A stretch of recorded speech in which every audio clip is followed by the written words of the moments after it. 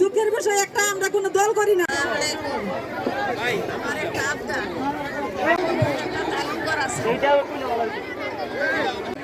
আর 12 তারিখে ধানের শীষে সবাই একটা ভোট, আর পাতা তৈরি যাতে সবাই দরকার খুলে দিতে।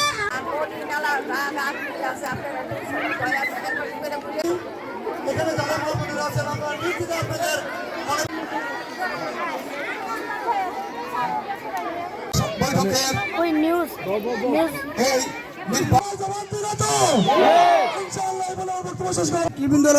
আমরা সবাই চাঁদা তুলে আপনার তালিম করে দিব। আজকে দেশনেত্রী নেই আমাদের মধ্যে।